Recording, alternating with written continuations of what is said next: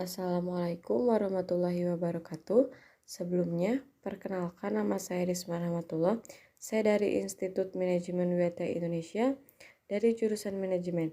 Di sini saya akan menyampaikan salah satu mata kuliah saya yaitu Business Environment dengan materi lingkungan bisnis eksternal dan internal.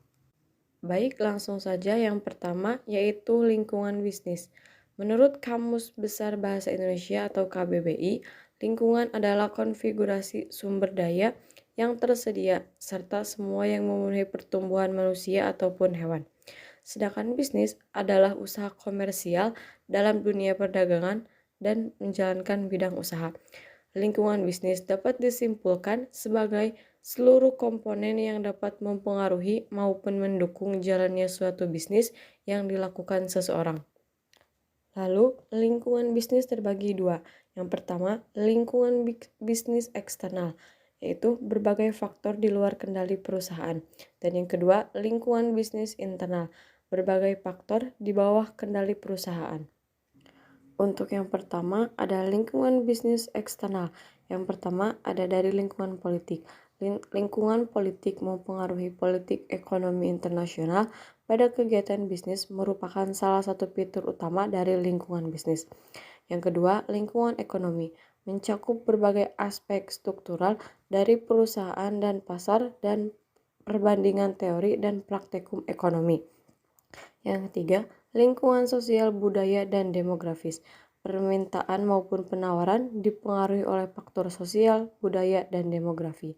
Yang keempat ada lingkungan teknologi, input dan output dari organisasi, bisnis, serta menjadi pengaruh lingkungan pada mereka. Ada yang kelima, lingkungan hukum. Hukum biasanya mengatur antara lain status organisasi, hubungannya dengan pelanggan dan pemasok, serta prosedur dan kegiatan internal tertentu. Maka juga dapat dipengaruhi struktur dan perilaku kasar. Yang keenam ada lingkungan etika. Perusahaan untuk bertindak dengan cara yang lebih bertanggung jawab secara sosial dan untuk mempertimbangkan dampak yang mungkin mereka timbulkan terhadap manusia, komunitas mereka, dan lingkungan alam. Untuk yang ketujuh yaitu pelanggan, mereka yang secara langsung memanfaatkan, menggunakan, dan mengajukan permintaan atas barang atau jasa yang ditawarkan oleh organisasi. Yang kedelapan, pemasok, organisasi bisnis yang melakukan kegiatan produksi barang jadi dari berbagai jenis bahan baku. Yang kesembilan, pesaing, organisasi bisnis lain yang menjalankan bisnis yang sama dengan organisasi yang kita jalankan. Yang kesepuluh ada kreditur, pihak yang mampu menjamin keberlangsungan bisnis terutama ketika perusahaan membutuhkan modal. Untuk yang ke-11 ada pemerintah yang mengatur setiap kegiatan di negara ini.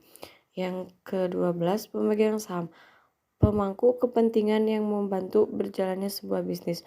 Ke-13 publik, masyarakat yang dapat menilai sebuah produk yang dihasilkan oleh pemerintah.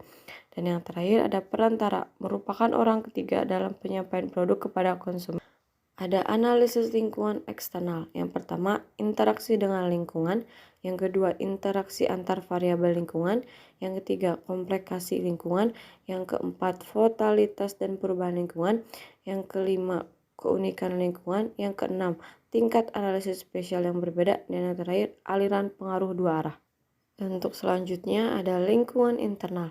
Aspek kuncinya adalah manajemen, termasuk struktur dan fungsi organisasi dan cara mereka dalam mengatur tujuan organisasi tertentu. Dalam aspek manajemen, manajer perlu mengintegrasi berbagai pengaruh pada organisasi termasuk orang, teknologi, sistem, dan juga lingkungan dengan cara yang dirancang paling baik untuk memenuhi kebutuhan perusahaan pada saat yang bersangkutan dan bersiap untuk melembagakan perubahan ketika ada dan ketika keadaan menentukan. Selanjutnya ada faktor penentu lingkungan bisnis.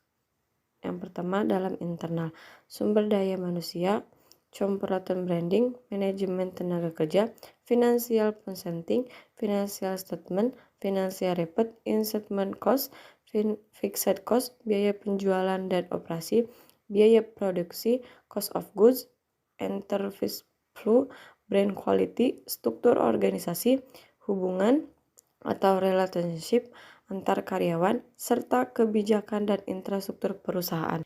Adapun faktor penentu lingkungan bisnis dari faktor eksternal.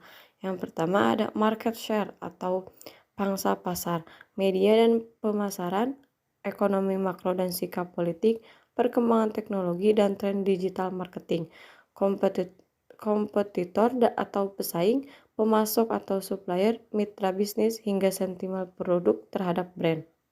Lalu ada faktor penentu lingkungan bisnis. Ada faktor lain. Yang pertama, media massa, pemasaran, ekonomi makro, penggunaan teknologi, dan juga kebijakan pemerintah. Untuk unsur-unsur lingkungan bisnis, yang pertama adalah lingkungan fisik, lingkungan perekonomian, lingkungan pemerintah, lingkungan hukum, dan juga lingkungan internasional. Ada juga strategi pembisnis dalam menghadapi pengaruh lingkungan. Yang pertama, meningkatkan kualitas SDM. Yang kedua, responsif. Yang ketiga, upgrade teknologi. Yang keempat, meningkatkan akses informasi. Dan yang terakhir, evaluasi pencapaian target. Dan yang terakhir, untuk kesimpulannya, lingkungan ekonomi harus menyesuaikan apa yang sedang terjadi dalam dunia bisnis. Sehingga jika ingin menjalani suatu bisnis atau sedang menjalaninya, bisa bertahan saat menghadapi perubahan dan masalah yang terjadi dalam dunia bisnis. Mungkin cukup sekian penjelasan dari saya. Selebihnya mohon maaf. Wabillahi taufiq wal hidayah. Wassalamualaikum warahmatullahi wabarakatuh.